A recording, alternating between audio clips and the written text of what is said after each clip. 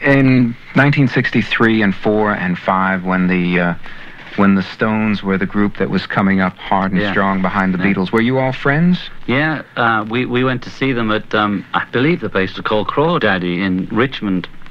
And immediately we started hanging around London. The Stones were just up and coming in the clubs then, and we knew Giorgio through Epstein, and we went down and saw them and became good friends.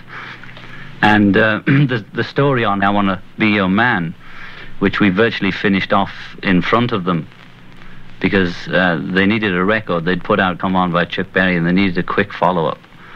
And we went down, we met Andrew Oldham, who used to work for us, or used to work for Epstein, and he'd then gone with the Stones and probably got them off Giorgio Gomelski, and he came to us and said, have you got a song for him? We said, sure. You know, and we thought, because we didn't really want it ourselves, which is one way of putting it.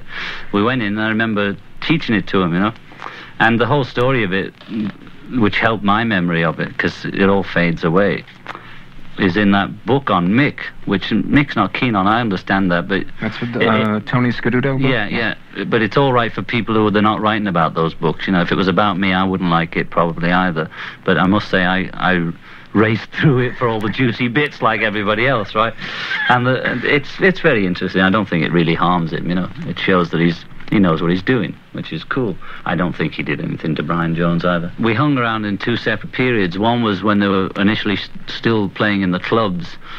I remember the first thing one of the members, Brian Jones, came over and said, are you playing a harmonica or a harp on Love Me Do? Because he didn't know how, he knew I got this bottom note, and he suspected I said a harmonica, you know, with a button, which wasn't real funky blues enough, you're supposed to be. You couldn't get Hey Baby licks on a blues harp, and we were also doing Hey Baby by Bruce Chanel at that time.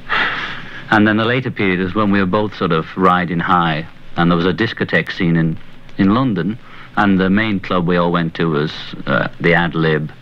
There was a couple more, but they were never as big, Bag of Nails, but we used to just go in there and dance and talk music, and generally get drunk and stoned and high.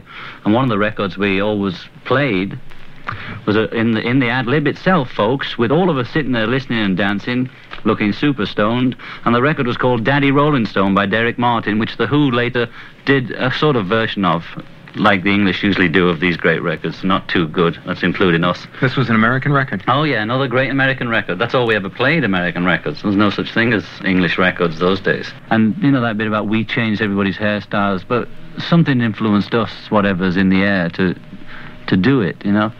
And pinpointing who did what first, you know, doesn't really work. We were part of whatever the 60s was, and we were like the ones that were chosen to represent whatever was going on the street. It was happening itself, you know. It could have been somebody else, but it wasn't. It was us and the Stones and people like that. And here we all are, you know.